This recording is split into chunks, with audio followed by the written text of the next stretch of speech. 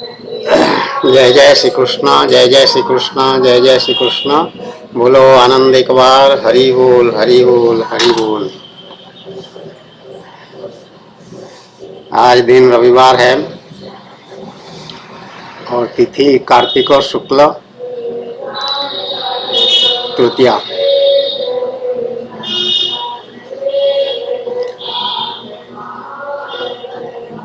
मैं दूसरी राधा कृष्ण प्रिया कृष्णानंद डीके पंडा पूर्व आईजी पुलिस, मेरे स्वामी मेरे पतिदेव भगवान श्री कृष्णचंद्र के श्री चरणों में कोटि कोटि प्रणाम, साष्टांग दंडवत।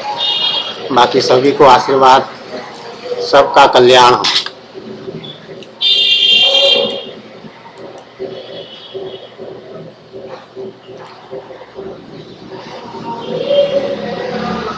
कार्तिक मास बहुत ही पवित्र, पुण्य और महत्वपूर्ण मास है सनातन धर्म के नियमों के अनुसार। और डीके पंडा का जन्म कार्तिक शुक्ल पक्ष, कार्तिक मास शुक्ल पक्ष पंचमी तिथि को हुआ और आधी रात को 12:30 मेरे स्वामी भगवान श्री कृष्णचंद्र भी आधी रात को प्रकट हुए, घनघोर रात को। उनका परम भक्त डीके पंडा भी आधी रात को भगवान की तरह प्रकट हुआ और भगवान जन्म लेने के लगभग तुरंत बाद उसी रात को ही उनके पिता वसुदेव द्वारा, उनके जेल में जन्म हुआ था, मथुरा के जेल में। मथुरा तो अभी भी है, वो जेल भी वो भी है, उसको सुरक्षित रखा गया है। हम दर्शन करने गए हैं वहाँ पर। और उसके मथुरा जिले के बगल में अलीगढ़ जनपद है, अलीगढ़ जिला है। तो अलीगढ़ जिला में हमारी पोस्टिंग भी भगवान कराए थे वहाँ 1976 में। 1976 में हम अलीगढ़ जनपद के एडिशनल सुपरिंटेंडेंट ऑफ पुलिस थे। आईपीएस का सीनियर स्केल मिलने पर ये पद मिलता है। तो आईपीएस सीनियर स्केल में एडिशनल एसपी कहते हैं उसको, additional superintendent of police, upper police अधीक्षक। तो मथुरा के बगल में हम कुछ दिन सेवा किए हैं। तो भगवान भी आधी रात को और डीके पंडा भी आधी रात को। और जन्म लेने के बाद भगवान जो है मथुरा जेल से चले गए ब्रज में, नंद बाबा के घर में, यशोदा रानी के पास। वसुदेव गए नदी पार करके, यमुना नदी पार करके। यमुना नदी बढ़ा हुआ था उसमें, पानी ठसा बर्फ उभर रहा, लेकिन भगवान की महिमा कि वो पानी कम होता गया, उनको रास्ता, यमुना नदी जो है रास्ता देती गई। भगवान की धर्मपत्नी बनी है बाद में, उस समय तक धर्मपत्नी नहीं बनी थी। बाद में कालिंदी नदी, यमुना का एक नाम कालिंदी है। तो कालिंदी वन में तपस्या कर रही थी और भगवान मेरे स्वामी अपने सखा मित्र अर्जुन को लेकर के साथ में गए शिकार खेलने के लिए वन में। पहले उसका एक परंपरा था, शिकार खेलने का एक नियम था क्षत्रियों के लिए खास करके। तो वहाँ पर भगवान तो सब जानते हैं पहले से, वो लीला करते हैं। तो उन्होंने देखा कि एक स्त्री बैठी हुई तपस्या कर रही, जैसे लगा कि ध्यान में है, तपस्या कर रही है, ऐसा दिखाई पड़ रहा। तो भगवान स्वयं नहीं गए वहाँ पे, अर्जुन को कहे कि तुम जाके मालूम करो कौन है, क्या कर रही है यहाँ पर, क्या उद्देश्य है उसका। तो अर्जुन गया वहाँ पे, उनसे बातचीत किया। तो जो उसने कहा कि मैं कालिंदी हूँ और मैं मुरली मनोहर भगवान श्याम सुंदर जी को वर रूप में प्राप्त करने के लिए तपस्या कर रही हूँ, पति रूप में प्राप्त करने के लिए तपस्या कर रही हूँ। वो आके बताया अर्जुन भगवान को, भगवान तो नहीं, वो सखा समझता था अपने मित्र को बताया श्री कृष्णचंद्र को कि ऐसी ऐसी बात है, वो आप ही के लिए तपस्या कर रही है।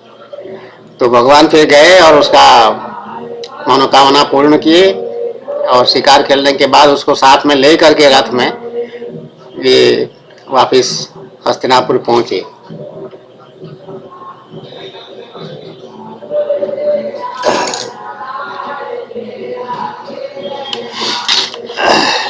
आंख में कुछ जलन सा हुआ, क्या मालूम, काजल तो आज लगा नहीं है लेकिन फिर भी एक जलन सा लगा। और फिर बाद में उससे विवाह किया कालिंदी। तो वही कालिंदी यमुना नदी जो है वसुदेव जी को, वसुदेव जी छत में अपने सिर पर एक टोकरी में भगवान को सुलाए लेटाए हुए हैं, नवजात शिशु रूप में हैं भगवान। लेकिन चाहे नवजात एक दिन के ही नवजात शिशु को क्यों ना हो, वही परात्पर ब्रह्म वही हैं, वही भगवान है, वही परमात्मा है, वही सब कुछ वही है और सर्वसमर्थ हैं। और टोकरी में अंदर रहने से भी वो सर्वसमर्थ हैं और सारी क्रियाओं का संचालन, सारे ग्रह नक्षत्रों का संचालन, सारे ब्रह्मांडों का, कोटि कोटि ब्रह्मांडों का संचालन वही कर रहे हैं, उनकी कृपा से हो रहा है। तो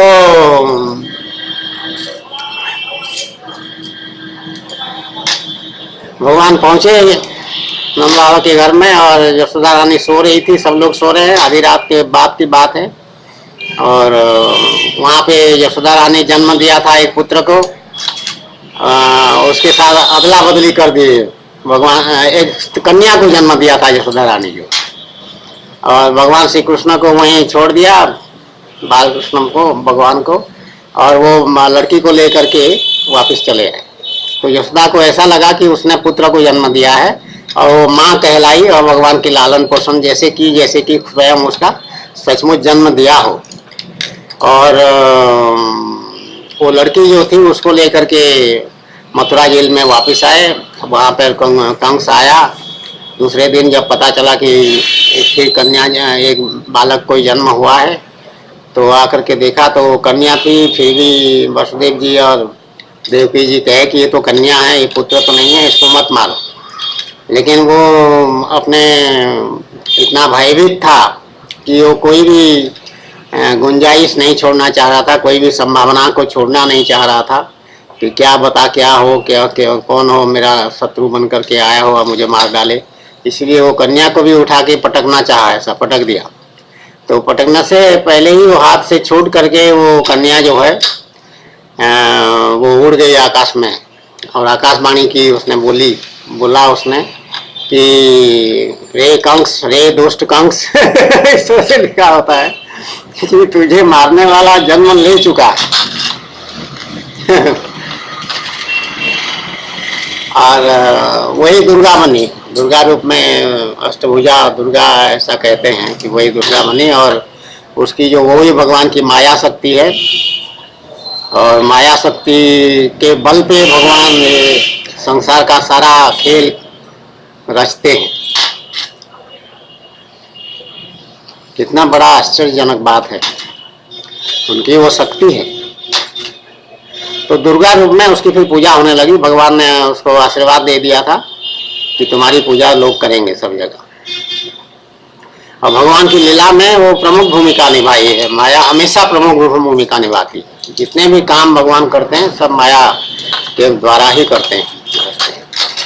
तो इस तरह से भगवान श्री कृष्णचंद्र का जन्म हुआ और इस तरह से वो यशोदा रानी के पास पहुंच गए। और माता उसको कह करके, यशोदा जी भगवान श्री कृष्ण सभी जान रहे हैं, सब समझ रहे हैं लीला कर रहे हैं। और वहाँ पे बाल लीला अपना जो है ब्रज में भगवान ने किया। तो इस तरह से ये अद्भुत परिचय भगवान का इस तरह से हमको मिलता है। और भगवान का मूल स्वरूप निर्गुण निराकार है, सगुण साकार मूल स्वरूप नहीं है। और वो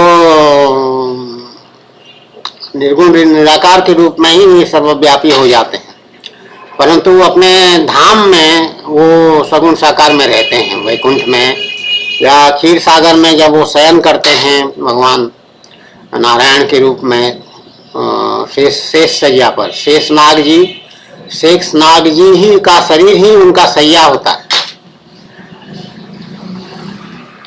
उनके फन शेषनाग जी के ऐसे निकले रहते हैं एक तरफ भगवान का, भगवान उसी के नीचे लेटे रहते हैं और ऐसे एक तरफ इस तरह से लेटे रहते हैं, और वहीं पे उनके नाभि कमल से ब्रह्मा जी का जन्म होता है। नाभि कमल निकलता है, वो कमल के ऊपर ही भगवान ये ब्रह्मा जी जन्म लेते हैं, उत्पन्न होते हैं वहीं पर, किसी स्त्री के गर्भ से नहीं। और भगवान का भी जो जन्म हुआ किसी स्त्री के गर्भ से, देवकी के गर्भ से, उस हिसाब से नहीं हुआ जैसा कि सामान्य मनुष्यों का होता है। भगवान प्रकट होते हैं, अनुभव देवकी को पूरा होगा कि मैं गर्भवती हो गई हूँ, 9 महीने तक गर्भवती रहेगी, और फिर वो जिस दिन जन्म होगा उस दिन उनका पेट साफ हो जाएगा, खाली हो जाएगा, और भगवान प्रकट हो जाएंगे। और भगवान प्रकट होकर के पहले चतुर्भुज रूप में दर्शन देते हैं दोनों को कि मैं प्रकट हो गया, और देवी देवता सब जो है ब्रह्मा शंकर आदि सब वहाँ पे उपस्थित होकर के धन्य धन्य कहते हैं, नमस्कार करते हैं, और फिर वहाँ से चले जाते हैं। तो इस तरह से भगवान अपना सुंदर लीला, तो भगवान सब जगह हैं निर्गुण निराकार के रूप में, लेकिन फिर भी मनुष्यों की कल्याण करने के लिए भगवान अवतार ग्रहण करते हैं, और यही सनातन धर्म का मूल आधार है। भगवान राम त्रेता युग में अवतार लेते हैं, भगवान श्री कृष्ण द्वापर युग में अवतार लेते हैं। पहला युग का नाम सत्ययुग, दूसरा युग का नाम त्रेता युग, तीसरा युग का नाम द्वापर युग, और चौथा युग का नाम कलियुग। हम लोग अभी कलियुग में हैं, और भगवान का जन्म का लीला जो हुआ है आज से 5500 वर्ष लगभग से पहले की बात है। और ये भगवान का जन्म भी और उनका कर्म भी दोनों दिव्य है। ये गीता में भगवान ने स्वयं कहा है 4थे अध्याय में, जन्म कर्म च मे दिव्यम एवं जो वेत्ति तत्पतः त्यक्त्वा देहम पुनर्जन्म नैतु मामे तीसोर्जुन। हे अर्जुन, मेरा जन्म और कर्म दोनों दिव्य हैं। ये बात जो जान लेता है उसको फिर दोबारा जन्म नहीं होगा। मतलब ये बात तभी वो आदमी जान सकता है कोई जिसको भगवान की प्राप्ति हो जाए, और उसका वही उसकी मुक्ति का उपाय है। जब इस बात को समझ में आ जाएगा उसको, उससे पहले ये बात समझ में नहीं आएगा मनुष्य को।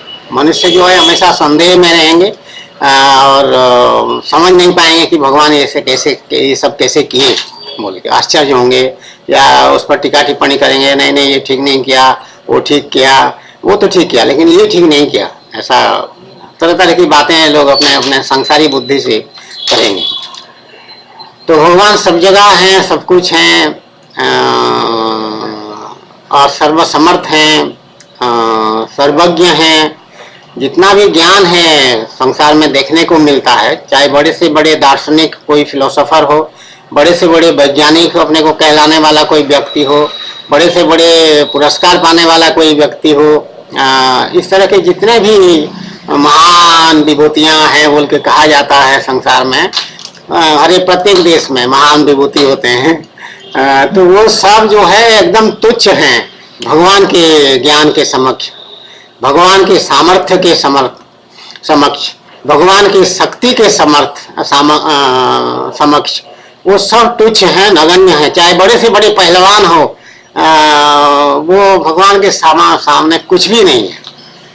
तभी तो भगवान जब कंस के को मारने के उद्देश्य से, नष्ट करने के उद्देश्य से, या उसका कल्याण करने के उद्देश्य से उसके पास गए, वो रंगमंच सजा हुआ था, लोग बैठे हुए थे, और अखाड़े में जाकर के चुष्टी और चाणूर और मुष्टि, ऐसा कुछ नाम है, नहीं चाणूर, अंश चाणूर मर्दनम, चाणूर एक है, एक मुष्टि या तुष्टि ऐसा कुछ नाम है, मुष्टिक था शायद। ये दोनों राजकुमार थे, चाणूर और ये बहुत बड़े योद्धा थे, लेकिन उनका नियम था युद्ध, इसके कंस के साथ युद्ध किए, और इसमें ये नियम था कि जब हार जाएंगे तो फिर कंस का दास बन जाएंगे, जो भी हारेगा वो दास बन जाएगा। कंस अगर हारता तो इनका दास बन जाता, लेकिन कंस जीत गया तो इसलिए ये लोग दास बन करके उसके पास आए, उसके आज्ञाकारी होकर के वहां पे उसकी सेवा करने लगे।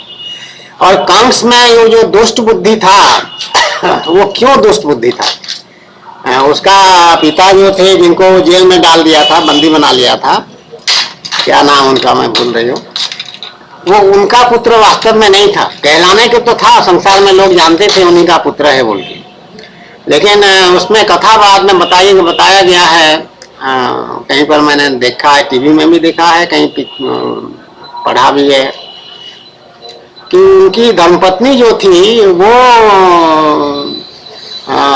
बगीचे में घूम रही थी या वन में घूम रही थी, अकेली थी। तो एक काल नेमी था या कोई ऐसा एक असुर था, वो आकाश मार्ग से जा रहा था और देखा एक सुंदर स्त्री को, तो वो काम भाव से आसक्त हो गया और आकर के वहां पहुंच गया उसके पास, और पहुंच करके उससे बलपूर्वक जबरदस्ती उसके साथ संभोग किया।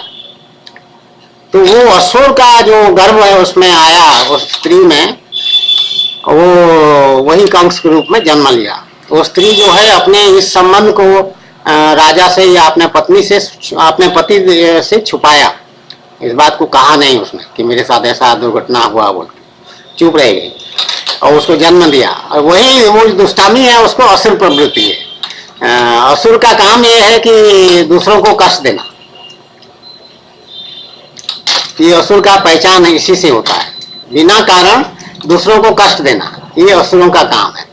तो वही उसी बुद्धि से वो था और इतना भयंकर शक्तिशाली वो अपने को बना लिया था, असुर का सब शक्ति उसके पास आ गए थे। तो वो बहुत बड़ा आफत हो गया था लोगों के लिए, बहुत बड़ा काल जैसा हो गया था, बहुत परेशान हो गए थे सब। उसको नष्ट करने के लिए भगवान मुख्य रूप से कृष्ण अवतार में आए हैं। जैसे रावण का वध करने के लिए भगवान श्री राम अवतार में आए हैं, उसी तरह से कंस का वध करने के लिए भगवान श्री कृष्णचंद्र के रूप में भगवान अवतार लिए हैं।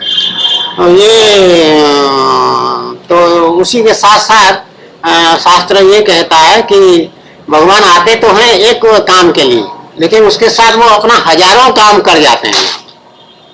ये भगवान की अहेतु की कृपा है। जो अहेतु की कृपा कहा जाता है, ये वही उसी तरह की अहेतु की कृपा है। तो उसी में ब्रज लीला में वो बहुत सारे गोपियों के रूप में जो जन्म लिए थे, ये सब रहस्यपूर्ण है। इसलिए भागवत महापुराण ग्रंथ को रहस्यमयी ग्रंथ कहा गया। तो जो गोपियों के रूप में जन्म लिए थे वो ऐसे ही गोपियां नहीं थी सामान्य, वो बड़े बड़े ऋषि मुनि आदि या पूर्व जन्म के त्रेता युग के जो दंडकारण्य के ऋषि आदि थी, वो सब, या वेद की ऋचाएं चाहे इस तरह से नाना प्रकार की बातें इसमें आती हैं। वो सब की अभिलाषा था कि वो भगवान श्री कृष्ण से प्रेम प्राप्त करें, उनको पति रूप में प्राप्त करें। तो वही सब जो है गोपी रूप में प्रकट हुए थे, गोपों के घर में जन्म ले लिए थे कन्या के रूप में, और वही भगवान के साथ प्रेम लीला किए हैं वहां पर। क्योंकि भगवान वचनबद्ध थे। भगवान राम से जब दंडकारण्य के लोगों ने, ऋषियों ने कहा कि हम आपको प्राप्त करना चाहते हैं, आप इतने सुंदर हैं, हम मोहित हो रहे हैं, हमको बहुत अच्छा लग रहा है आपको, तो भगवान राम ने कहा था इस जन्म में नहीं, द्वापर का युग में जो है मैं जब आऊंगा फिर तब तुम्हारा मनोकामना पूर्ण करूंगा। तो भगवान जब सत्य संकल्प इसलिए कहा जाता है भगवान को, क्योंकि भगवान जो बात कह देते हैं वो फिर सत्य करके ही रहते हैं। और कितने हजारों लाखों वर्षों के बाद भगवान अपना वचन को पूरा कर रहे हैं, त्रेता युग से द्वापर युग। तो वही जो भगवान वचन दिए थे, प्रॉमिस किए थे, एश्योर किए थे लोगों को, वही सब को फलीभूत कराना है, उसको पूरा करना है और उस वचन से मुक्त होना है भगवान को। भगवान तो मुक्त हैं, हमेशा मुक्त हैं, किसी भी बंधन में भगवान नहीं रहते हैं। लेकिन कहने के लिए ऐसे कहा जा सकता है कि अपना वचन को भगवान पूरा कर दे। पूरा तो है ही, भगवान जब कह दिए पूरा हो गया समझ लो, उसमें कोई संदेह करने की गुंजाइश जो रखेगा वो अच्छी बात नहीं होगा। तो ये हमारा सनातन धर्म का लीला इस तरह से चला है। अभी जो वेबसाइट है स्क्रॉल इन, मैं पहले भी बताई हूँ रिकॉर्डिंग में, इसका एक आया है लेख जो मेरे सामने है और कंप्यूटर पर, ये रिकॉर्डिंग तो कंप्यूटर में हो रहा है ना, साइबर लिंक यूकैम में हो रहा। तो इतना कहने के बाद ये लेख के बारे में चर्चा करना है। ये लेख जो है ये जो हज यात्रा करते हैं मुसलमान धार्मिक प्रवृत्ति के लोग, उनके बारे में, हज यात्रा के बारे में, मक्का के बारे में। मक्का मदीना हम बचपन से पढ़े हैं स्कूल में कि जो मुसलमान लोग होते हैं वहाँ तीर्थ यात्रा में जाते हैं, हज करने जाते हैं उसको कहते हैं।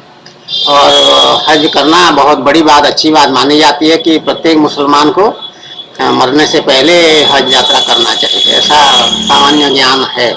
लेकिन उसका विशिष्ट ज्ञान कोई हमको नहीं था, ना हमने कभी उसका प्रयास भी नहीं किया, क्योंकि वो सनातन धर्म में इतने मगन हो गए थे हम भगवान की प्राप्ति की साधना चला, और साधना के बाद तो भगवान की जब प्राप्ति हो गई तो फिर कोई बात नहीं। लेकिन आज भगवान इस रहस्य को सामने ला रहे हैं और फिर उस पर चर्चा भी करा रहे हैं। तो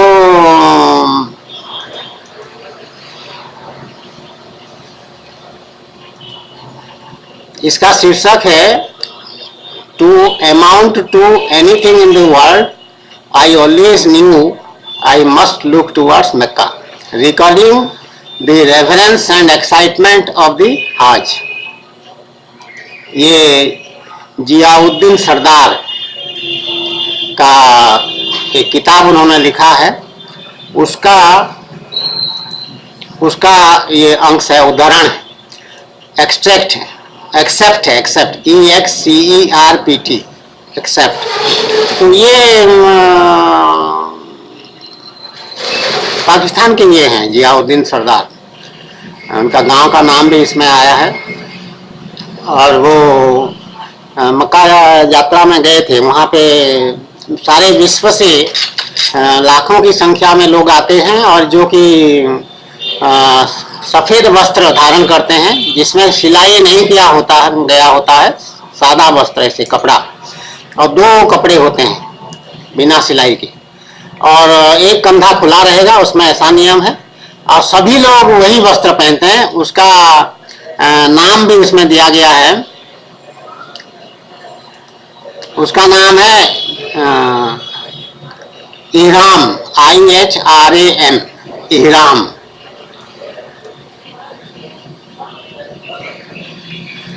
तो उसमें अपने इस महत्व बता रहे हैं वो हज यात्रा का, और कैसे उनका बस जो था वो बहुत बड़ा गतिरोध में फंस गया था, जाम, बहुत बड़ा जाम लग गया था, उसमें वो फंस गया था।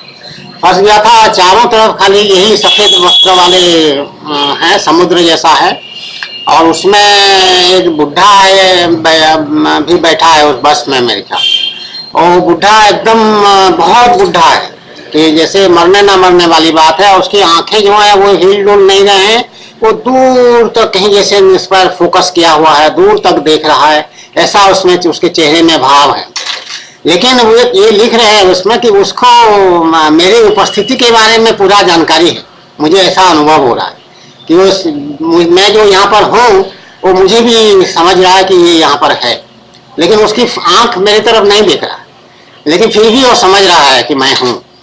और वो फिर इतना बड़ा भीड़ में जाम लगा है और भीड़ भाड़ इतना ज़्यादा है, तो उसी में वो बुढ़ा धीरे धीरे ऐसे वो भीड़ को चीरते हुए धीरे धीरे बढ़ रहा है, एक एक कदम थरथरा के ऐसे बुढ़े की तरह, और धीरे धीरे वो उसी के मेरे पास आ रहा है, ऐसा लिखे हैं जियाउद्दीन, और मेरे पास आ रहा है। और फिर मुझे वो आकर के उसने एक पोटली दिया, एक बंडल ऐसा दिया है, और उस बंडल में 2 कपड़े थे, ऐसा उसमें लिखा है 2 pieces of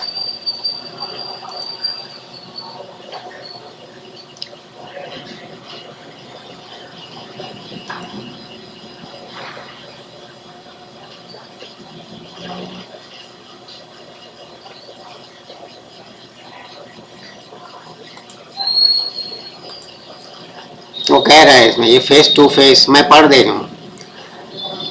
I watched only when I got close to the bus did he move. With the deliberation of age and infinite effort, he negotiated his way against the tide to leave the bus. It seemed to take forever. I watched each tottering step until he stood before me, face to face. I knew what had drawn me to this one old man. Serenity emanated, a blissful calm surrounded him. Without a word, he stretched out his hand and gave me the two pieces of bed linen he had been clutching. Bed liner मतलब वो चादर, बिस्तर पे बिछाने वाला चादर दो रखा था, उसके उसके पास था, बहुत मुश्किल से संभाला हुआ था, वो ऐसे करके हाथ बढ़ा करके उनको मुझे दिया. Instinctively, I took hold of his bundle and followed. He led me beyond the crowds. वो भीड़ को चीरते हुए फिर आगे बढ़ा और उसके पीछे पीछे ये मैं चल रहा हूँ, ऐसा ये लिख रहे हैं. और एक फिर थोड़ा सा जगह खुला था, शांत था सड़क के किनारे, तो वहाँ पर उसने इशारा किया रुकने के लिए, और उसके बाद इसने वो चादर में से एक चादर को वहाँ नीचे बिछा दिया, तो वहीं वो फिर लेट गया और उसके बाद उसकी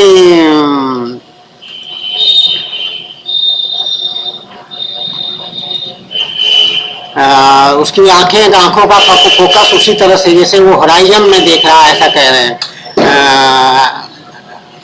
देयर वॉज नथिंग टू से, कोई बातचीत नहीं हो रही है. And then I knew he had traversed the horizon. तब मुझे पता चला कि वो कहीं दूर गगन की छांव में, जैसे कहते हैं, दूर अस्ताचल में जैसे सूर्य भगवान चले जाते हैं, उस तरह से वो उधर चला गया है. Gently, with reverence, I spread the second sheet to cover his body. उसका शरीर के ऊपर वो दूसरा चादर जो था उसको ढक दिए. Only then did I become concerned. What should I do next? What memorial? What procedure? Who to tell? How to keep his body from being trampled by some sudden eddy of the crowd? I was left with questions. He had his answer, his final destination. वो उसका देहांत हो गया था, भगवान को प्यारे हो गए जैसे कहते हैं. तो वो हज करने आया है, पिलग्रिमेज में आया है, तीर्थ करने आया है, और उसी में उसका शरीर का अंत हो जाता है. तो ये उसको भी एक सौभाग्य की बात मानते हैं, ये लोग भी वही मान रहे हैं. इसलिए वो इस तरह से बहुत ही स्पिरिचुअल भाषा में, ये आध्यात्मिक भाषा में इसका विवरण इन्होंने लिखा है. तो जब हम आईपीएस में आए थे 1971 में, उसके बाद 1973 में हमारी पोस्टिंग हुई थी इलाहाबाद में, डिस्ट्रिक्ट ट्रेनिंग हुआ था, आज जहाँ पर हम स्थायी रूप से भगवान के प्रेम धाम में निवास कर रहे हैं भगवान के साथ. यहीं पर हमारा डिस्ट्रिक्ट ट्रेनिंग हुआ था. उसके बाद हमारा फैजाबाद पोस्टिंग हुआ था, फैजाबाद जिले अयोध्या में भगवान राम की सेवा में. दोनों मेरे स्वामी जो है अपनी सेवा लेंगे डी के पंडा से. तो अयोध्या से फिर हमारी ड्यूटी लेगी कुंभ मेला, पूर्ण कुंभ मेला हरिद्वार. 1973-74 की बात ये होगी. और वहाँ पे हमारे बैच के जो हम लोग 6 ऑफिसर्स थे, सभी की ड्यूटी वहाँ लगी. और 6 में से 2 एक्स आर्मी थे, महेंद्र सिंह यादव, सीडी कैंथ, ये दोनों एक्स आर्मी. तो हमसे सीनियरिटी में ज़्यादा थे, 4-5 साल 6 साल ज़्यादा थे. और बाकी हम लोग थे तिलक काग, डी के पंडा, वीकेवी नायर और एके सिंह, 4 लोग हम लोग आरआर. तो हमारी ड्यूटी जहाँ लगी थी तो भूपतवाला में हमारी ड्यूटी लगी थी डीके पंडा की. तो वहाँ पर इतना भीड़, वो भीड़ हमारा जो हर की पौड़ी होता है वहाँ पे स्नान करते हैं सब लोग जा करके. वही उद्देश्य, वही गंतव्य स्थान होता है, गंगा जी में स्नान करते हैं, वह पुण्य स्थान वही है माना गया है. तो वहां पहुंचने के लिए चारों तरफ से अलग अलग रास्ते बनाए गए हैं. तो हम सबसे बड़ा मुख्य रास्ता जो था उसी के हमारे चार्ज में था. हम जस्ट आईपीएस सर्विस में आए ही हैं अभी. तो वहाँ पुलिस हमारे पास फोर्स था उसको रोकने के लिए. लेकिन जब समुद्र जैसा भीड़ चला आ रहा हो, उसको रोकना बल प्रयोग करके संभव नहीं है बिल्कुल. तो लाउड स्पीकर वगैरह जो हाथ में लिए रहते हैं वो लेकर के हमारे पास सिपाही रहता था, उसमें उसको कहते थे, वो चिल्ला चिल्ला के सबको बताता था इस तरह से रोकना. तो वहाँ पर जब हमको वायरलेस से समाचार मिलता था कि आप भीड़ को छोड़ो, धीरे धीरे छोड़ो, तो हम धीरे धीरे छोड़ते थे. हम कोशिश करते थे कि एक साथ सब करेंगे तो स्टैम्पीड हो जाएगा और कुचल जाएंगे लोग, मर जाएंगे फिर. और एक बार कुचल गए तो उसमें एक दो नहीं मरेंगे, उसमें हजारों मरने की पूरी संभावना रहती है, क्योंकि बरसात उरसात भी होता है तो फिसलन भी हो जाता है वो सब जगह। तो भगवान की कृपा हुई कि कुछ नहीं हुआ और सकुशल हमारा कार्य समाप्त हो गया, संपन्न हुआ। तो उस भीड़ में मैं इसलिए ये बात बता रही हूँ कि जैसे ये वृद्ध व्यक्ति कोई मर गए, इसमें देहांत हो गया, उसका विवरण है, तो उसी तरह से हमारे जहाँ कार्यस्थल था वहां पर भी जब भीड़ को हम रोकते थे तो कभी कभी हमको बल प्रयोग ऐसा करना पड़ता था, ड्रामा करना पड़ता था, लाठी ऐसे हिलाते थे, मारते तो नहीं थे किसी को, कि सब तीर्थयात्री हैं, भगवान की सेवा के लिए सब आए हुए हैं, मारोगे किसको? जो भगवान का भक्त है उसको कैसे मारोगे? तो हम लाठी को उनके ऊपर ऐसे ऐसे ऐसे ऐसे डराते थे उनको, ताकि दूर से लोग देखें कि लाठी चल रहा है तो वहां से रुकना शुरू हो। दूर से हमको 1 किलोमीटर पहले से लोग रुकना शुरू होंगे, तब यहाँ पे हम उनको रोक पाएंगे, और अगर यहाँ खाली रुकना चाहेंगे तो वो हमको कुचल के हमको मार डालेंगे, हम मर जाएंगे उसमें, ऐसी स्थिति होती है। तो हम तो अपना परवाह तो कभी किए नहीं, भगवान की ऐसी शक्ति थी। तो उसमें जो है जब हम ऐसे बल प्रयोग का ढोंग करते थे तो उसी भीड़ में से कहते थे, कुछ लोग तो अंग्रेजी में, कोई अपने को प्रोफेसर कहता था, कोई अपने को क्या कहता था, सब उसमें ठसाठस भरे हुए हैं, खड़े हैं, और वो कहते थे don't mind being killed here, we will straight away go to heaven, कि हम अगर यहाँ मर जाते हैं तो हमको कोई पछतावा नहीं है, चिंता मत करो, हम सीधे भगवान के पास जाएंगे। ऐसा उनका इतना आत्मविश्वास, इतना श्रद्धा भगवान के मामले में, और हर परिस्थिति के लिए वो तैयार है, क्योंकि मेला ठेला में कुछ ना कुछ हादसा दुर्घटना होता रहता है। तो ये कोई दुर्घटना वाली बात नहीं बताए, अपना हज वाली जो बात बताए हैं ये सामान्य क्रम में है, अपना शरीर त्याग करने वाला बात है। जैसे कि मान्यता ये है कि जैसे बनारस में आकर के जो शरीर त्याग करेगा तो वो सीधा उसका मोक्ष हो जाएगा, उस तरह से तीर्थराज प्रयाग में भी मान्यता है कि जो यहाँ शरीर त्याग करेगा उसका भी मुक्ति हो जाएगा। इस तरह की बातें मान्यताएं हैं। तो उसी तरह से इनका भी मान्यता होगा मुसलमानों में, मैं समझ रही हूँ कि उसका स्पष्ट नहीं लिखा कि उसका मुक्ति हो गया, ऐसा मुक्ति जैसा कोई शब्द इनके शास्त्र में या कुरान में है कि नहीं मुझे नहीं मालूम। तो तारीख भी दे रहे हैं कि इट वॉज 16 दिसंबर 1975।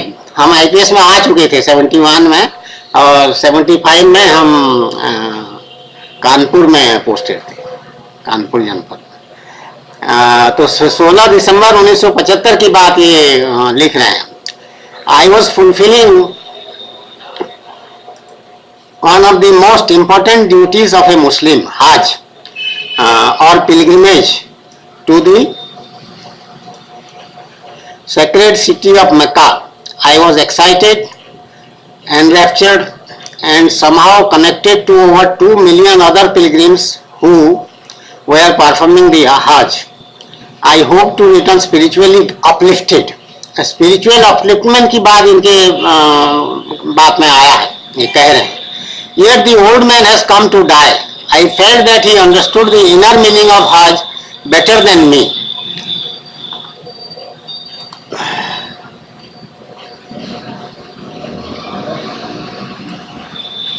तो मक्का को कह रहे हैं बर्थ प्लेस ऑफ इस्लाम, और प्रोफेट मोहम्मद का भी जन्म स्थान वही है, मक्का है, और इस्लाम्स होलीएस्ट सिटी कह रहे हैं, सबसे पवित्र स्थान शहर जो है वो मक्का है मुसलमानों के लिए, इस्लाम धर्म में। It is a city that I in common with almost all Muslims have known all my life. A once in a lifetime visit to Mecca is a key obligation. Most Muslims, however, will never see Mecca, and yet will have learned, perhaps even memorized, its geography from the moment they were taught to pray. The first lesson for any Muslim child preparing to pray is to identify the location of Mecca and then to prostrate in the direction of Mecca not once but 5 times daily. 5 बार वो कहते हैं नमाज पढ़ते हैं, उनको जो कहा जाता है, जो मुसलमानों में होता है। हम कभी देखे नहीं है किसी को अपने पास नमाज पढ़ते हुए, दूर से देखें, टीवी में, सिनेमा वगैरह में दिखाए देखते हैं, और मस्जिद में आते हैं उसमें भी फोटो छपता रहता है, देखें, लेकिन साक्षात किसी से इस बारे में ना चर्चा हुआ है, ना हम कोई मेरे सामने कोई ऐसा किया है कभी, तो इसलिए कोई साक्षात जानकारी नहीं है। ये दीपालपुर कोई जगह है पाकिस्तान में, वहाँ का मेरा जन्म स्थान है, ऐसा लिखे हैं। और उनकी माता के बारे में लिखे हैं कि मेरी माँ बचपन से मुझे ये सब सिखाई थी।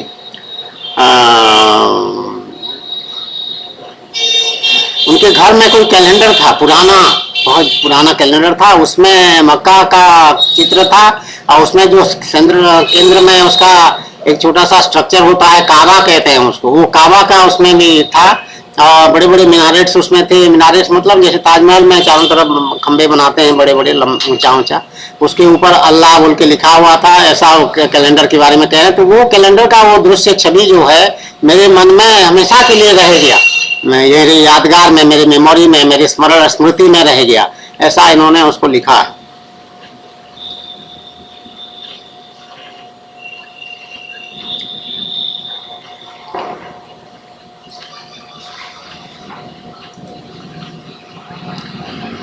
Time has moved on, but the image of Kaaba on our decorative calendar is fixed, burnt into my memory. Burnt शब्द लिखने की आवश्यकता नहीं थी, लेकिन ये इनका चॉइस है शब्दों का, बर्ट बोल के लिखा है। मतलब क्या कहा जाए उसको, आध्यात्मिक भाषा ये नहीं है। दी वेरी बहुत जबरदस्त आसक्ति या उसके साथ लगाव है जिस चीज से, वो बर्न्ट इनटू, जैसे दाग देते हैं ना अग्नि से डिजाइन बना करके, गाय बैल में कभी कभी हम पहले देखते थे दाग देते थे शरीर में पहचान के लिए।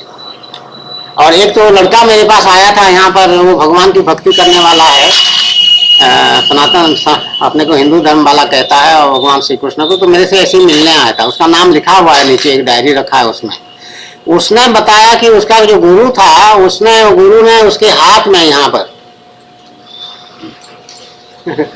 कैसे दिखाए, इससे दिखाते हैं, ये इस जगह हाथ में यहाँ पर आग से उसका नाम लिखा हुआ था, ऐसे ही नहीं, कोई डिजाइन बना दिया था ओम का या क्या मानो किसी चीज का, ऐसा लगा, उसका नाम नहीं था, कोई डिजाइन बना दिया, तपा करके आग में उसको लगा दिए, उसको दागने वाली बात है।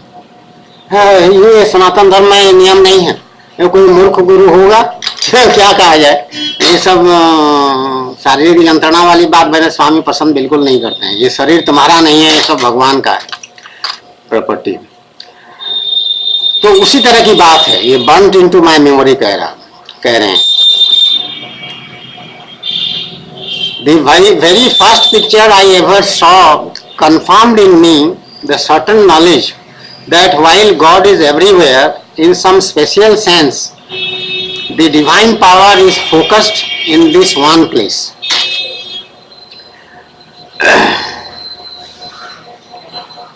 मतलब भगवान सब जगह हैं, सर्वव्यापी हैं, ये सनातन धर्म भी कहता है, ये भी उस बात को कह रहे हैं।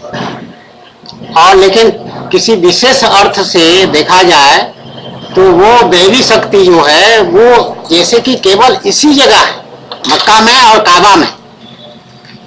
The Kaaba is quite simply God's house, मतलब भगवान रहते हैं, भगवान का घर बता दिया। तो ये मूर्ति पूजा मना करते हैं मुसलमान लोग, बुद्ध का पूजा करना उसका वो है, अस्वीकृत है उनके इस्लाम धर्म में। लेकिन भगवान का घर जैसे ही कह रहे हो तो भगवान वहां रहते हैं, तो बुद्ध भगवान सशरीर हो गए। शरीर के साथ ना घर में कोई रहता है, बिना शरीर वाला तो आकाश मंडल में जितना भी स्पेस है, जितना वायुमंडल दिखाई पड़ता है, खाली जगह है, सब में भगवान भरे हुए, इसको वो भी कह रहे हैं। लेकिन घर में भगवान रहते हैं, जैसा जैसे कह दोगे तो सगुन साकार हो गया, उसके बिना घर का घर मतलब नहीं रहता है। चलो जो भी हो, लेकिन कह रहे हैं शक्तिमान सर्वशक्ति इसी घर में है, ऐसा उनका कहना है। तो सगुन साकार को नहीं कह रहे हैं, लेकिन मैं कह रही हूँ कि जब तुम घर की बात करते हो फिर सगुन साकार अपने आप हो जाता है। This picture so clearly indicating God's presence formed a primal bond that I knew connected me inseparably for all time to this one place. मक्का के लिए अपना आसक्ति का आधार बता रहे हैं।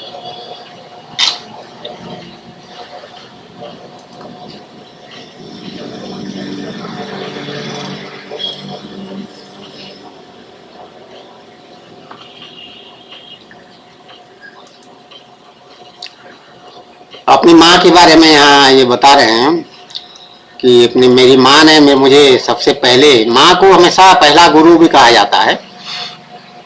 तो when my mother taught me to read the Quran as an infant, I learned that the sacred text of Islam was God's words first revealed to Muhammad at Makkah. इस बारे में मैंने बार बार पहले भी कहा है कि सनातन धर्म में विशेषता विलक्षणता ये है कि भगवान स्वयं धरती पर अवतार लेकर के आते हैं, और जैसे रामचरितमानस जो भगवान का नहीं, रामायण जैसे भगवान का राम का चरित्र है उसमें पूरा वर्णन है, उसी तरह से भागवत महापुराण में भगवान श्री कृष्णचंद्र की वाणी है एकादश स्कंद में, और भगवत गीता जो महाभारत का एक हिस्सा है वो भी भगवान श्री कृष्णचंद्र द्वारा ही स्वयं कहा गया है। उसमें जीवन कैसे जीना है और भगवान की प्राप्ति कैसे होगा उस बारे में स्पष्ट निर्देश है, भक्ति योग, ज्ञान योग और कर्म योग के माध्यम से, और बाकी बात और भी बातें हैं। तो ये कह रहे हैं कि भगवान की बातों का उल्लेख कुरान में है, लेकिन सीधा भगवान के मुंह से निकला हुआ वो बात नहीं है। ये कह रहे हैं कि प्रोफेट मोहम्मद जो थे उनको भगवान बताते गए सब, और मोहम्मद जो है वो बातें बताता गया या बताते गए। तो मोहम्मद की वाणी जो है वो कुरान है, ऐसा इसमें कह रहे हैं। ऐसे ही तो कह रहे हैं ना, I learned that the sacred text of Islam was God's words first revealed to Muhammad at Mecca. उसके बाद जो है मक्का से मोहम्मद को पहला रिविलेशन कहाँ हुआ? हीरा एक कोई जगह है, केव, कोई गुफा है हीरा उनकी, Hira on the outskirts of Mecca, where prophet received his first revelations in 611. The town of Medina, which was called Yathrib during the days of Muhammad, where the prophet sought refuge from persecution in Makkah. मक्का में मोहम्मद के ऊपर अत्याचार हुआ, वहां से भाग करके वो मदीना चले गए, वहां पे शरण ली।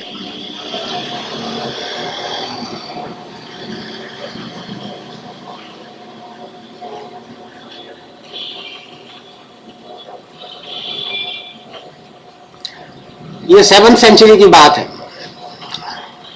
611।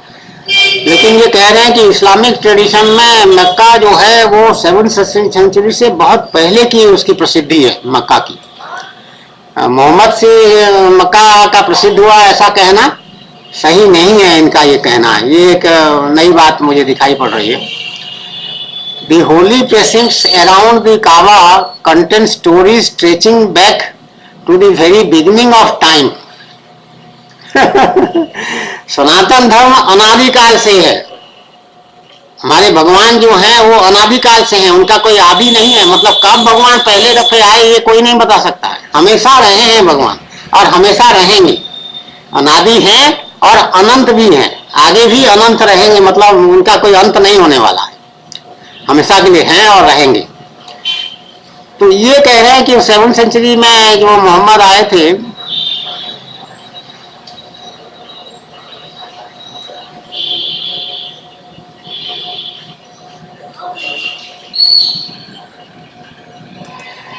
वो उससे पहले की बात है। उसमें कह रहे हैं कि वो आदम बोल के प्रॉफिट हुए थे, पहला prophet Adam, who in Muslim tradition is the first prophet, visited Mecca and was buried there.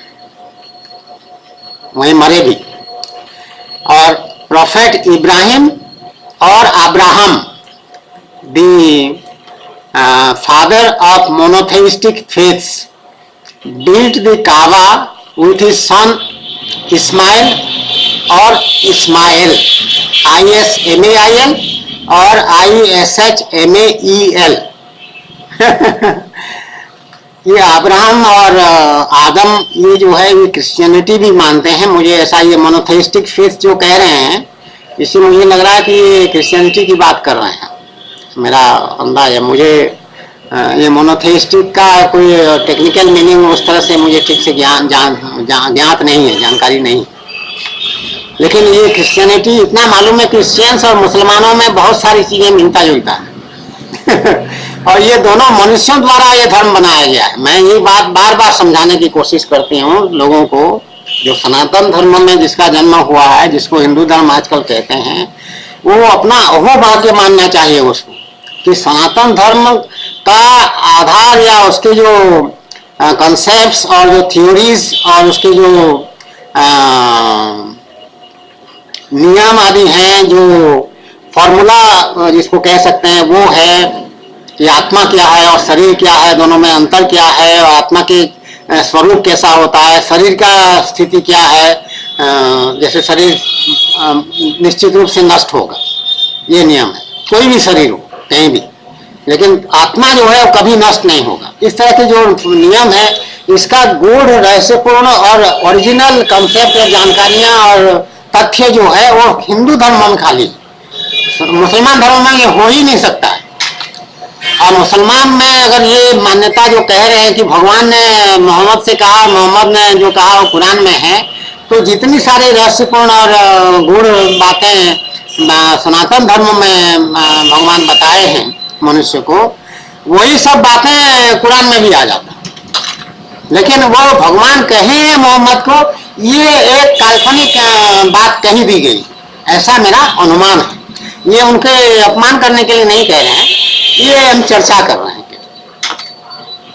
चर्चा के लिए इस बात को कह रहे हैं कि असल कहने वाला मोहम्मद एक मनुष्य है और एक विधवा स्त्री से उसने विवाह किया है, उससे उसको जन्म भी हुए हैं, पुत्र उत्तर जन्म भी हुए हैं, और वो युद्ध भी किया है और हानकाट भी किया है, हर तरह की बातें किया है, और फिर ये सब हुआ। तो ये अब्राहम जो है, हमारे पास जो क्रिश्चियन धर्म के हिंदू आदमी है वो क्रिश्चियन हो गए, तो अब्राहम कुरियन उनका नाम, केरला के रहने वाले, केरला में बहुत क्रिश्चियनिटी बहुत ज्यादा है, तो उनका नाम अब्राहम कुरियन, तो क्रिश्चियन है। तो अब्राहम नाम यहाँ पर आ रहा है, द फादर ऑफ क्रिश्चियनिटी या जो भी है, मोनोथेइस्टिक फेथ। तो एवरी मुस्लिम चाइल्ड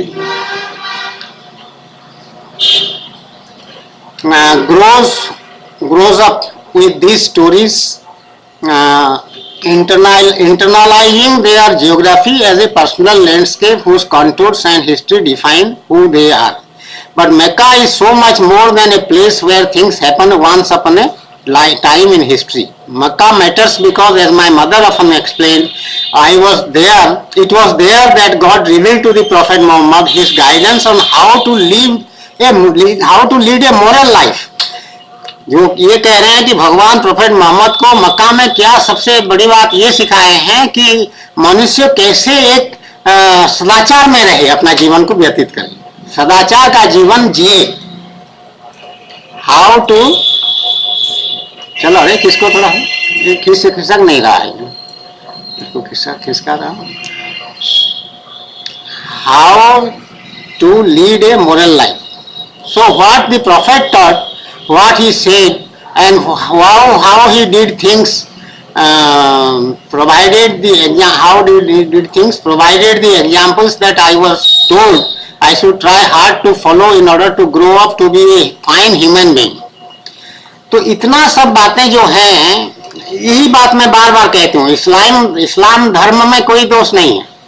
इस्लाम धर्म अच्छे मनुष्य का निर्माण करने की बात करता है, अच्छा व्यवहार का बात कहता है, अच्छा आचरण की बात करता है, दान धर्म की बात करता है, लोगों की मदद सहायता करने की बात कहता है, सदाचार की बात कह रहा है. तो फिर ये आतंकवाद में क्यों मुसलमान हैं, ये प्रश्न खड़ा होता है। अब कोई कहेगा आतंकवाद में तो हिंदू लोग भी हैं, तो अभी कुछ घटनाएं हुई हैं जिसमें वो प्रतिक्रिया स्वरूप वो है, क्योंकि सनातन धर्म हिंसा को कदापि मान्यता नहीं देता। चाहे हिंदू धर्म वाला हिंसा करने वाला हो, चाहे दूसरे धर्म वाला हो, हिंदू धर्म सनातन धर्म हिंसा को कोई मान्यता नहीं देता है और अहिंसा को एक व्रत के रूप में, महाव्रत के रूप में पालन करने का, अभ्यास करने का आदेश देता है। जैसे सत्य है उसी तरह अहिंसा का भी महाव्रत का अभ्यास करने के लिए सबके लिए आदेश है। तो जब फाइन ह्यूमन बीइंग और मोरल लाइफ वाली बात मुसलमान या इस्लाम करता है, तो क्यों आतंकवाद, क्यों बम बनाते हैं, क्यों जितने भी मैकेनिकल टेक्निकल काम है वो सब मुसलमान लोग उसमें एक्सपर्ट होते हैं। और अभी जो बर्दवान में दुर्घटना हुआ है जिसमें वो बम बनाने वाले, आईईडी वगैरह बनाने वाले 2 लोग मर भी गए, वहां इतना बड़ा एक्सप्लोजन हुआ उसमें, उनकी औरतें वो उसको छुपा रही थी, पुलिस पहुंचने के बाद भी घर दरवाजा नहीं खोल रहे थे, उसमें इन्वेस्टिगेशन हुआ है, उसमें नेशनल सिक्योरिटी एडवाइजर डोवल साहब भी वहां पहुंच गए हैं और जांच और देखने के लिए, सुपरवाइज करने के लिए, जानकारी प्राप्त करने के लिए। तो बड़ा बांग्लादेश का बहुत बड़ा सब मुसलमान, बड़ा आतंकवादी संगठन का वो सदस्य हैं सब, और वो आतंकवाद बांग्लादेश में आतंकी हमले आदि करने के लिए, बम फोड़ने के लिए वो सब तैयारियां यहाँ पर कर रहे हैं। बर्दवान के एक गांव में, एक जहाँ पर किसी का संदेह भी ना जाए, ऐसे एक स्थान चुन करके वहां पर ये सब कर रहे हैं और पैसा उनके पास आ रहा है।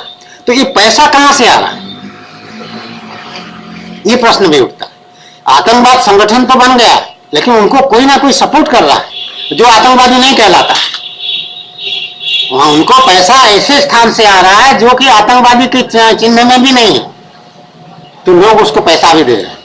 तो इस्लाम अगर मोरल लाइफ और फाइन ह्यूमन बीइंग बनने की बात करता है, तब तो एकदम भाईचारा की बात होनी चाहिए।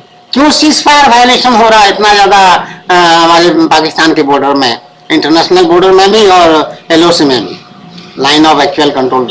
तो ये क्यों हो रहा है? बिना कारण फायरिंग कर रहे हैं, सीज फायर वायलेशन कर रहे हैं, क्या मजा आ रहा है उनको? कौन सा नियम का, इस्लाम नियम का पालन कर रहे हैं वो? और 26/11 जो दुर्घटना वहां पर हुआ है मुंबई में, जिसमें कसाब साक्षात पकड़ा गया, वो अच्छा हुआ जिंदा पकड़ा गया, जिससे प्रमाणित हो गया वो घटना कि पाकिस्तान का इसमें हाथ है। तो क्यों सनातन धर्म या हिंदू धर्म में अगर कोई हिंसा कर रहा है, डकैती करते हैं या गुंडागर्दी करते हैं या आतंकवादी विस्फोट आदि की घटना करके आतंक फैलाना चाहते हैं, उसको सनातन धर्म कोई मान्यता नहीं। कोई हमारे साधु संत शंकराचार्य जितने भी हैं तो सबको पूछ लो जा करके, कोई इसका समर्थन नहीं करेगा कि इसको बढ़ावा देना चाहिए, ऐसा नहीं करेगा। शांति चाहिए। तो इस्लाम के बारे में हमको बहुत जानकारी नहीं थी, लेकिन ये एक आर्टिकल ऐसा इसमें छपा है कि इसको पढ़ने का आज्ञा भी भगवान दे रहे हैं और इस पर चर्चा भी करने की बात कर रहे हैं। तो और ये प्रश्न जब उठा है, इसका उत्तर कोई नहीं है कि क्यों मुसलमान सब बम फोड़ते हैं, इतना ज्यादा बम तैयारी करते हैं। बहुत पहले की बात है, पहले की मतलब 70s की 80s की बात ये है कि इलाहाबाद में भी जो है हर अल्टरनेट ईयर एक कम्युनल राइट यहाँ पे होता था, एक वर्ष छोड़ के दूसरे वर्ष, और उसमें सब बम बनाने वाले जितने भी हैं वो अधिकतर मुसलमान होते हैं। और पाकिस्तान के लिए लॉयल्टी और हिंदुस्तान के लिए खराब दृष्टि, क्योंकि आतंकवादी जो होगा यहाँ आतंकवादी हरकतें करेगा तो वो भारत की समृद्धि को नुकसान पहुंचाना चाहता है, यहाँ पे दहशत फैलाना चाहता है। लेकिन पहुंचा कैसे पाएंगे? इतना बड़ा देश, इतना बड़ा शासन तंत्र, कैसे सफलता उसमें होगी? नहीं हो पाएगा, कभी भी नहीं हो पाएगा कि शासन तंत्र को कब्जा कर लें आके। पार्लियामेंट अटैक भी हुआ, उसमें भी मुसलमान अफजल गुरु वगैरह को फांसी की सजा भी हो चुकी है उसमें। तो क्यों, कैसे पार्लियामेंट को कैसे कब्जा कर सकते हो? जब तक कि कोई वर्ल्ड वॉर जैसा सिचुएशन ना हो और सारे मुस्लिम फोर्सेस एकजुट होकर के आके इंडिया को चारों तरफ से घेर लें और जितने भी यहाँ पे लीडर्स हैं सबको मार डालें और कब्जा कर लें कि हम यहाँ पे आ गए, तब भी वो लोग यहाँ के ऐसे हैं कि उनको वो टिकने नहीं देंगे, लोग उनको मार डालेंगे। अंग्रेज आए कहाँ रह पाए, 200-250 साल जितना भी रहे थे, मुगल आए कहाँ रह पाए, सब तो मिट्टी में मिल गए, चाहे अकबर हो, चाहे जहांगीर हो, चाहे कोई भी हो। हिंदू धर्म के लोग जो हैं वो एसिमिलेट करते हैं सबके, जो अपने विरोधी हैं उनके बीच में और सांस ले सकते हैं, रह सकते हैं, उनसे मोर्चा भी संघर्ष भी कर सकते हैं सत्य के लिए, अपने धर्म की मर्यादा के लिए। जैसे ये लोग राजवंशी लोग करते थे, मेवाड़ वाड़ के लोग करते थे उस समय। अकबर के लिए बहुत कठिन था, राजपूतों को, मेवाड़ आदि के राजपूतों को बस में करना सरल नहीं था उसके लिए। तो और उनके नियम होते हैं, वो उनका नियम युद्ध करने का ये है कि किसी के पीछे वार नहीं करेंगे, आक्रमण नहीं करेंगे। कोई अगर पीठ दिखा दिया उस पर तलवार नहीं चलाएंगे, सामने करेंगे वो युद्ध, दोनों को उसको चुनौती देंगे, सामने युद्ध करो, जो जीता जो मरा ठीक है, वो मान्य है, परंतु किसी के पीछे आक्रमण नहीं करेंगे। इसलिए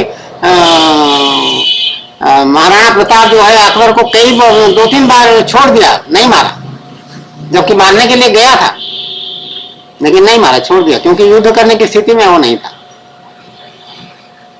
ये सनातन धर्म की मान्यता, नियम, युद्ध में भी धर्म युद्ध। जो महाभारत है वो धर्म युद्ध की शिक्षा देता है।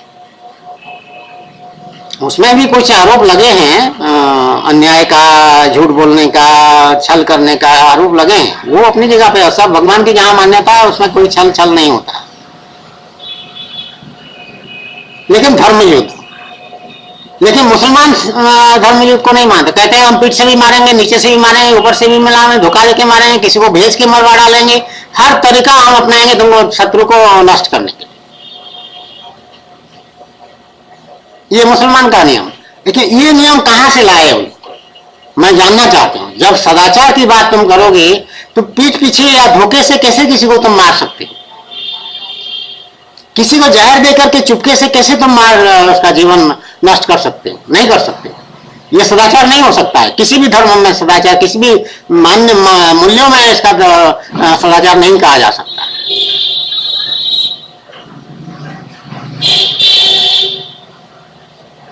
तो मोरल लाइफ मतलब मोरल लाइफ, सदाचार, सच बोलना, झूठ ना बोलना, दूसरे का भलाई करना, अपने को कष्ट सहते हुए भी दूसरों का मदद करना, सहायता करना, ये सब मोरल लाइफ है।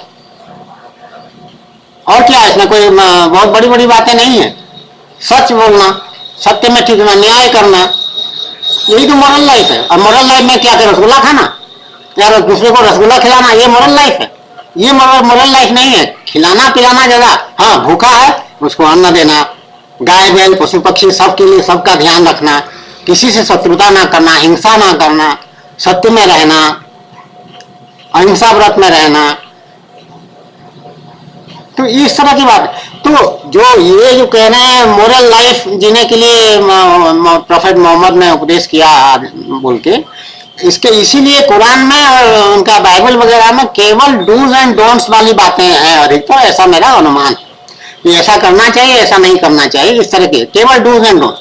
जबकि सनातन धर्म का जो वेद उपनिषद आदि हैं, तो वेद का कर्मकांड भी 80% कहा जाता है। यज्ञ आदि करने से शुद्धिकरण होता है, बड़े बड़े दिव्य शक्तियां प्राप्त होती हैं, वो सब बातें हैं। और जो उपासना कांड है, उसका उपासना के अंश हैं, वो 20% कहा जाता है। उसमें भगवान की प्राप्ति करके कैसे सब्लिमिटी में जाना है, कैसे मुक्त हो जाना है ये संसार चक्र से, उसके बारे में उसमें उपदेश है या नियम है, जो भगवान गीता में संक्षेप में बता दिए, अच्छी तरह से बता दिए। तो ये जो जीवन मूल्य भगवान की प्राप्ति का जो स्पिरिचुअल साइंस जो असल में है, वो मेरे अनुमान से कुरान में नहीं होगा, नहीं होता तो ये बताते। तो कह रहे हैं स्पिरिचुअल अपलिफ्टमेंट बोल के, लेकिन वो जनरलाइजेशन है स्पिरिचुअल शब्द का। हमारे यहाँ धर्म और आध्यात्म एकदम दो अलग अलग बातें हैं, मिले जुले सब, उसी से निकलता है सब, भगवान से।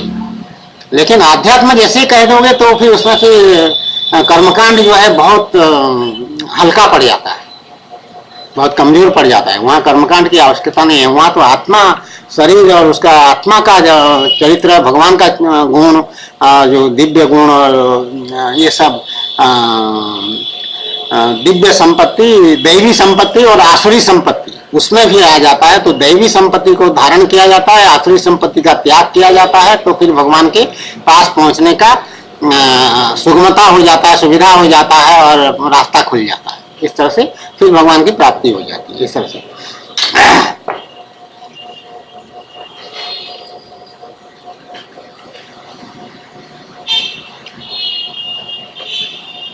ये कह रहे हैं, what happened in Mecca was alive in the simplest daily activities of my life, in all the strictures in all the strictures with which adults seek to tame youthful exuberance।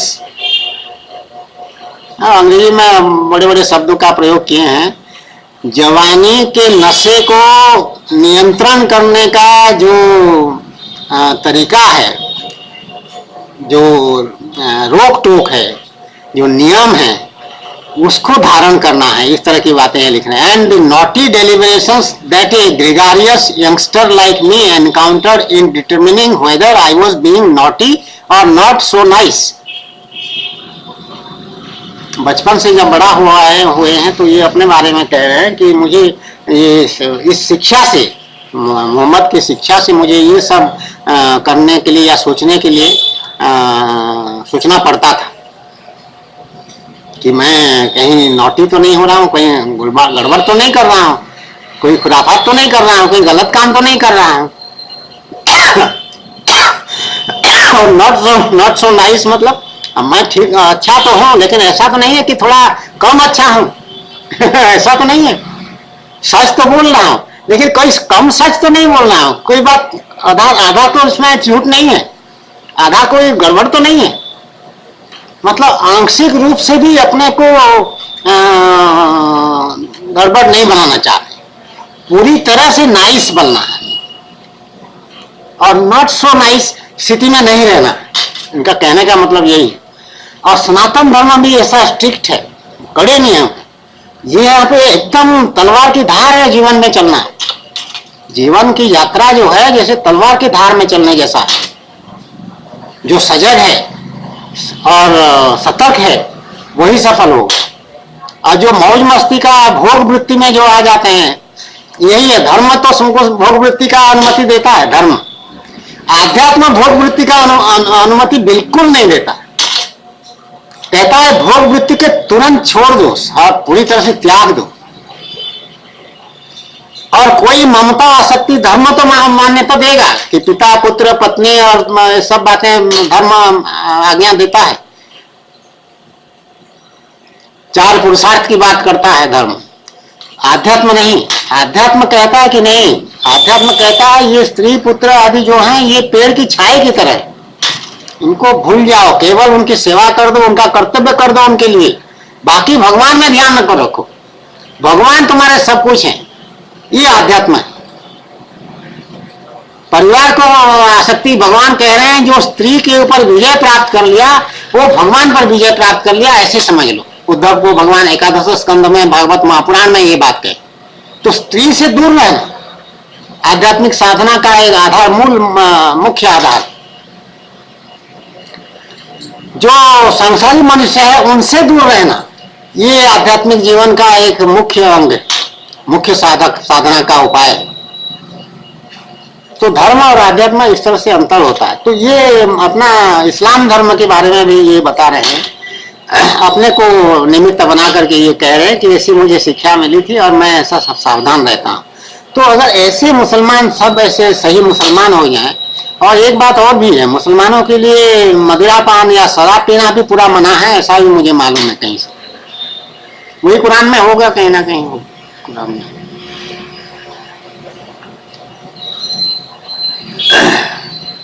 तो तो आज ये मक्का के बारे में इस लेख के माध्यम से हमको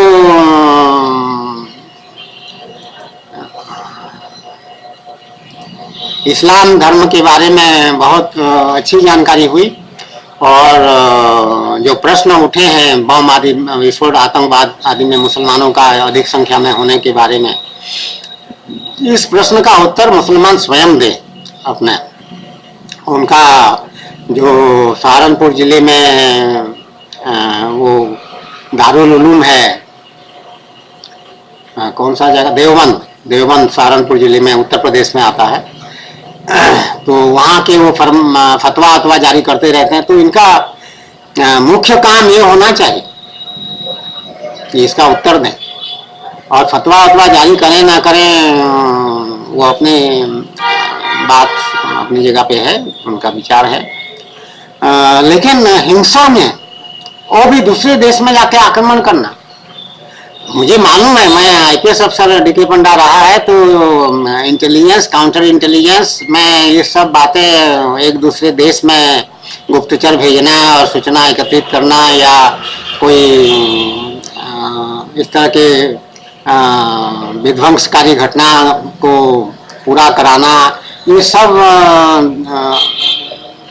जो राज्य अलग अलग देश हैं उनका ये काम होता रहता है।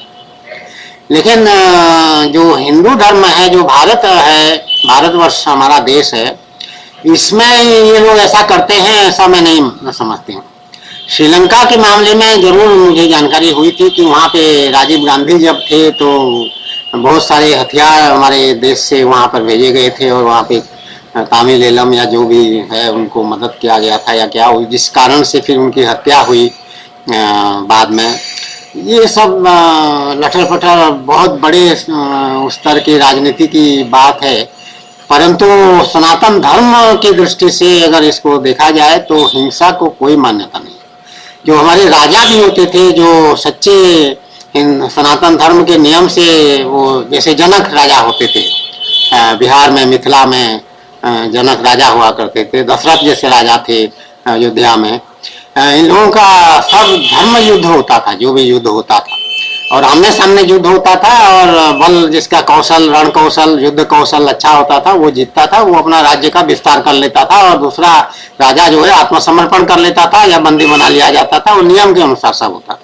धोखाधड़ी में या आतंकवादी गतिविधि का कोई स्थान नहीं था इन राज्यों, और वही सनातन धर्म के नियम के अनुसार चलने वाले राज्य हैं। भारतवर्ष अगर आज ऐसा नहीं कर रहा है तो वो सनातन धर्म का विरुद्ध वो सब बातें हो रहा है। तो हम अभी जो है धर्म और आध्यात्म की बात कर रहे हैं। हम धर्म को जब देखते हैं उसी में से आध्यात्म निकलता है। तो हमारे यहाँ वेद उपनिषद में आध्यात्म के अलग से नियम बनाए हुए हैं, लेकिन कुरान में ऐसा मुझे नहीं लग रहा कि आध्यात्म की कोई बात है। वहाँ सदाचार की बात जरूर कहा गया है और जीवन जीना चाहिए कि कैसे डेली लाइफ को जीना चाहिए, वो सब बातें नियम बनाए हैं, लेकिन उन नियमों का भी पालन नहीं कर रहे हैं।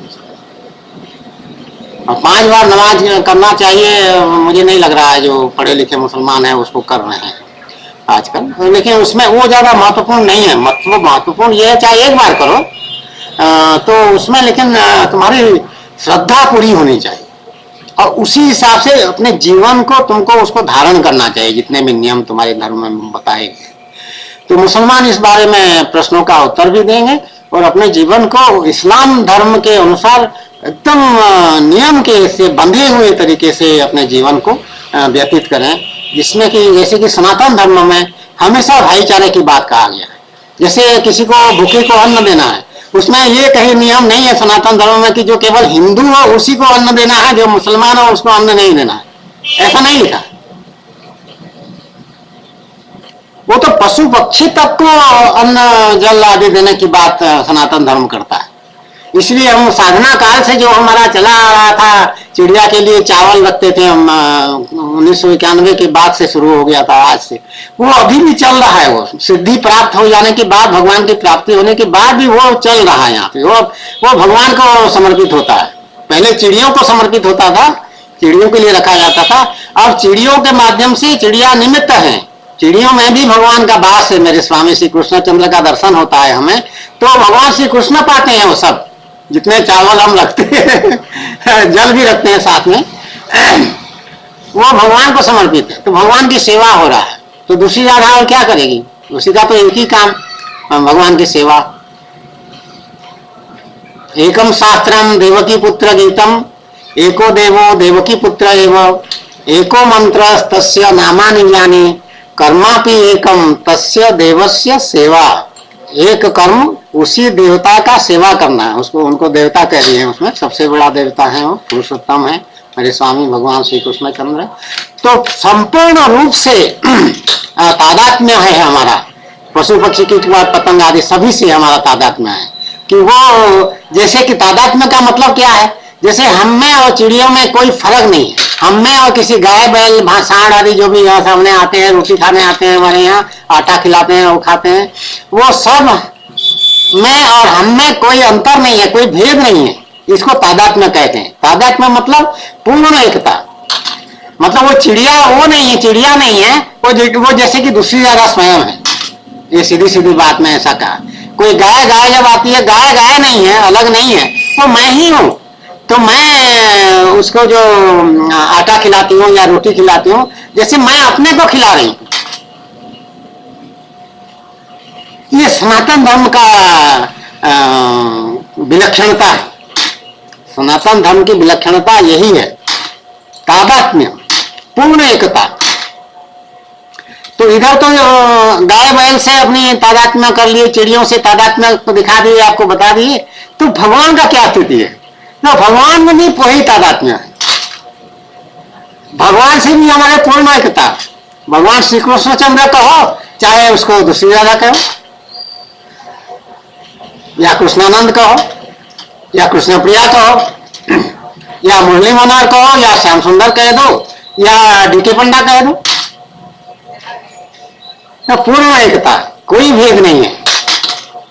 हमारा पूर्ण एकता है। इधर भगवान से मैं भगवान हूं, मैं कृष्ण हूं, मैं राम हूं, मैं श्याम सुंदर हूं, मैं मुरली मनोहर हूं, तो मैं सगुण साकार भी हूं, मैं निर्गुण निराकार हूं, मैं सर्वव्यापी हूं, मैं सर्वशक्तिमान हूं।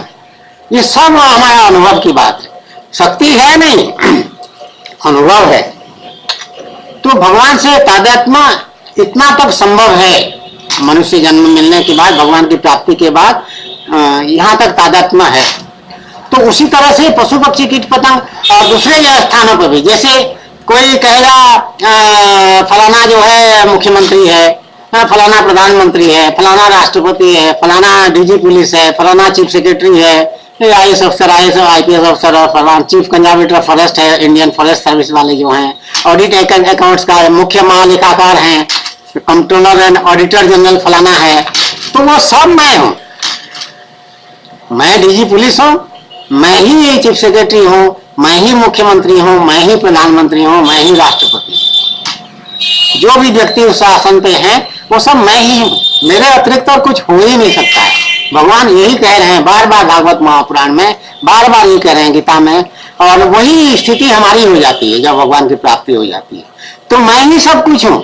तो कोई कहेगा कि अरे भाई आप तो ये नहीं कर पाए, फैक्ट्री नहीं लगा पाए। मैंने कहा किसने तुमको बताया फैक्ट्री नहीं लगा पाए? अरे ये अंबानी के जितने भी हैं, बिरला वरला जो भी, कुमार मंगलम आदि जो भी हैं, वो सब मैं ही हूँ। तो जितने भी फैक्ट्री उट्री वो लगाए हैं वो सब मैं ही लगाए हैं। तो कहे तो इसका मतलब जो लोग गड़बड़ किए हैं वो सब भी तुम ही किए हो? हम कहे हाँ, जो गड़बड़ हो कोई कर रहा है, सीबीआई जांच हो रहा है, कोयला घोटाला, फलाना घोटाला, निमका घोटाला जो भी है, जिंदल स्टील फैक्ट्री में जो भी है, वो सब नहीं, हमारी लीला है सब, भगवान की लीला। भगवान स्वयं कह रहे हैं ऐसा। ये कोई शरीरधारी डीके पंडा नहीं कह रहे। ये तो दूसरी राधा दिव्य स्थिति है हमारी, कृष्णानंद, कृष्ण प्रिया और दूसरी राधा। तो वो सब मैं हूं। ये सब लीला है। जैसे शेर या बब्बर शेर आक्रमण कर रहा है दूसरे पशुओं को, उनको मार के खा जा रहा है, वो भी तुम खा रहे हो? हाँ, हम खा रहे हैं। हाँ, मैं ही बब्बर शेर हूं, मैं ही शेर हूं, मैं ही जिराफ हूं, मैं ही हिरन हूं। मैं शेर होकर के हिरन को मुझे आक्रमण कर रही हूं और मेरे अपना मांस खा रही हूं। मैं ही चावल हूँ, चावल में भी भगवान है, कण कण में भगवान है।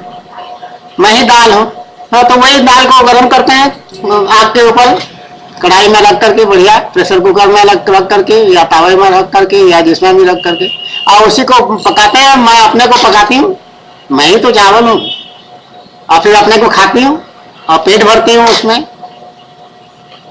फिर कहती हूँ ठीक है, तृप्ति हो गई, शांति हो गई। और वो कढ़ाई भी मैं हूँ, मैं गर्म होती हूँ, या तवा या बर्तन जितने भी हैं वो सब मैं ही हूँ। करछुल भी मैं हूँ, करछुल से हिलाती रहती हूँ कभी कभी जरूरत पड़ने पर, और मैं ही गर्म होती हूँ, मैं ही पकाने वाली होती हूँ, और उसमें पकता है तो मैं फिर उससे निकाल देती हूँ खुद। तो इस तरह से ये सब एक है, यही सनातन धर्म का विलक्षणता है। ये बात जो है, ये दूसरे इस्लाम हो चाहे ईसाई हो, मेरे अनुमान से ये सब बातें नहीं है उसमें। तो जब ये बात नहीं होगा तो फिर शांति नहीं होगी और आनंद भी नहीं। जब ये समझ में आ जाएगा कि ये सारे कुछ जो कुछ हो रहा है दुनिया में, ये सब लीला है,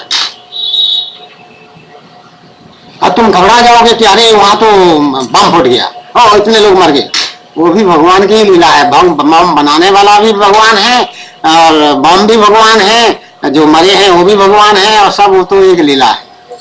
बाढ़ आया, इतने बह गए, इतना हो गया, इतना मर गए, इतना धन संपत्ति घर घर सब, वो भगवान की लीला। भगवान बाढ़ बन करके आते हैं, भगवान सबको ये करते हैं, भगवान ही मरते हैं, भगवान भी जिंदा होते हैं, भगवान का तो सब चीज भगवान है, तो लीला है। तो इसको अगर तत्व से कोई धारण कर ले अपने अंदर, उसको पूरी तरह से समझ में आ जाए, उसको धारण करना उसको कहते हैं। मतलब this knowledge you become that knowledge, ऐसा कहा जा सकता है। ज्ञान तुम्हारे अंदर प्रवेश हो गया, ऐसा कहने से भी आर्टिफिशियल लगेगा। जैसे तुम दूसरा चीज हो, तुम्हारे अंदर से कोई बर्तन है, उसमें पानी डाल दिए, ऐसा नहीं है। तुम ज्ञान स्वरूप हो जाते हो, मतलब तुम्हारा कण कण जो है वो ज्ञान बन जाता है, तब जाकर तुम्हारी ये स्थिति होगी भगवान की प्राप्ति वाली स्थिति। इसीलिए मैं इसको कायाकल्प कहती हूँ।